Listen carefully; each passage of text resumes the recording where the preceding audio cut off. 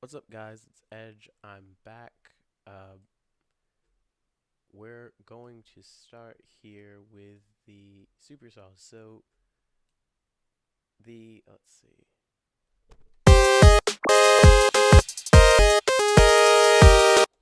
All right, that sounds terrible.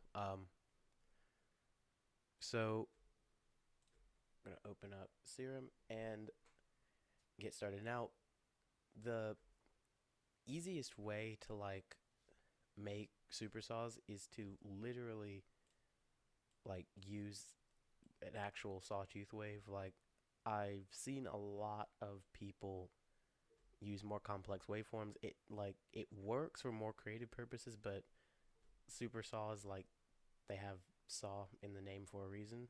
um, so the first thing we're gonna do to make this sound less abrasive, we're gonna up the unison and the detune I don't know, a little bit. Around there is probably okay. We're gonna do the same thing to the second oscillator. I usually unison to about 8. Um, Anything more than that is kind of excessive on CPU use. We are going to bump up the second oscillator an octave so it's higher in pitch. Blend, we can pretty much leave the blend how it is. I mean, this is really just going to affect the balance between the main voice and then the voices on the side, so not too important for this. In this case, it's freakishly loud, but I mean,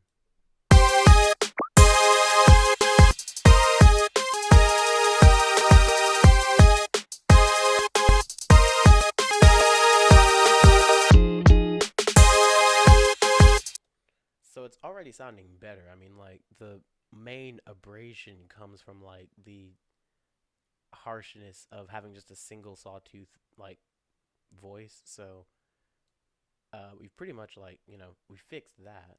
Um, Sounds good. Pretty close, I guess, to what we're looking for. So now the other features of Serum come into play. So the filter, we're gonna leave it on this low pass filter, 12 pole filter. Um, Filter both the oscillators. And what I'm gonna do is this is a kind of like a cool, not necessarily like a trick, but it's the way I made this sound originally. I was going for a smoother sound that opened up kind of slowly, kind of gradually. So I'm gonna set the cutoff to 0, and I'm gonna link envelope 2 to the cutoff. Um, and I'm gonna pretty much leave it.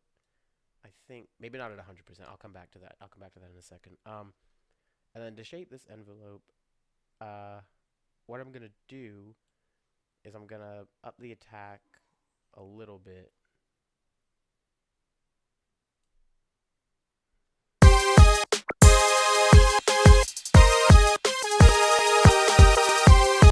You can kind of hear it um, gradually opening up the filter a little bit more. Not the hold. The decay can kind of stay where it is. Everything is pretty much already set. So if I go into the matrix, I can see that the modulation is happening. I'm gonna make it a little less insane, so it's not 100% being modulated. I'm trying to get to 85. This mouse is so sensitive. That's probably good.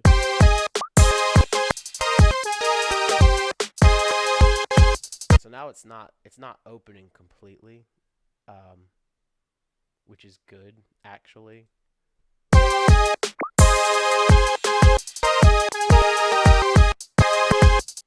And naturally, because we got rid of a lot of the buzziness, it's a little bit quieter, so we can bring it up.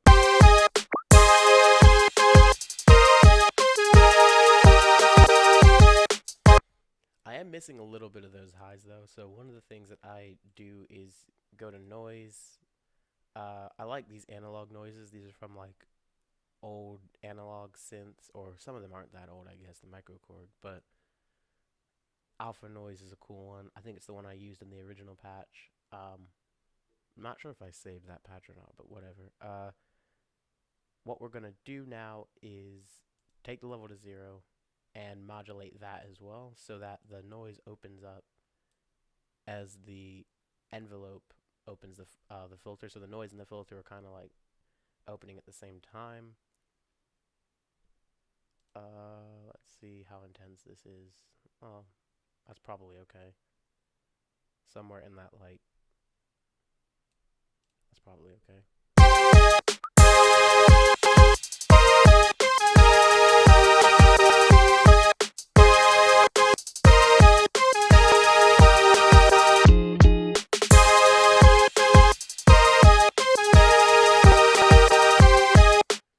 So we're starting to really get that like future brass sound. I call it brass.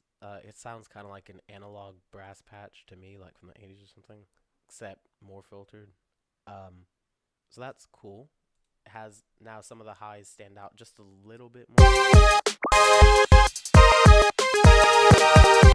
There's like barely even a difference, but it is there if you're listening for it. Very subtle. And we can bring that out later with EQ in the mixing process, so not really worried about it being like too intense of an effect right now. So I'm gonna go to effects. We're already like mostly done with this sound, really. In the effects section, I really like this hyperdimension effect. I don't usually use it on like supersaws, but because these are not like conventional supersaws, like it's a lot more, it's a lot less sharp. It's a lot smoother. It's almost like a brass sound. I used it on this. I'm going to turn the dimension all the way off. I don't want it doing anything. But hyper is okay. I'm going to detune it kind of a lot, I think. Let me listen to it. Yeah, probably detune it more than that.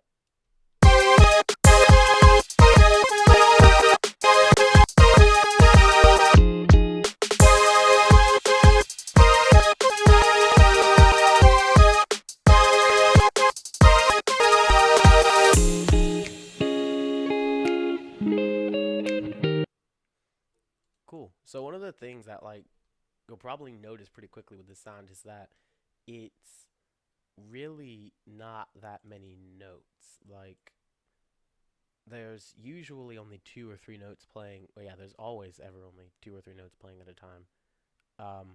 But it sounds like really big and lush and everything. So I'm gonna send it to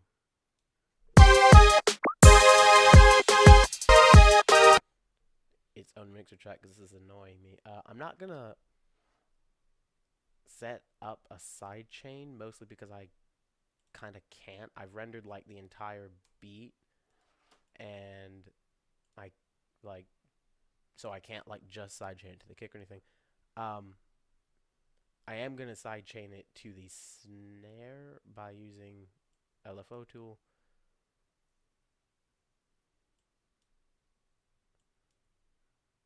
Let's see. It's doing math in my head right now. 170 BPM, but we're in halftime, so I think a bar.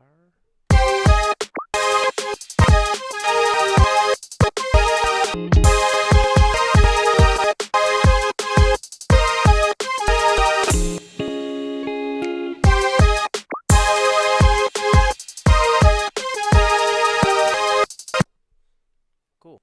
So yeah, when we mix it, we'll like sidechain it and do this properly, which is probably what I'm going to spend most of my time doing because the sound design is not that tricky. There's just some cool uh, things that I did um, along the way during the process. So that is pretty much it for the Supersaws. Fairly easy. Next time we'll look at the bass and then we'll do the lead. See you next time.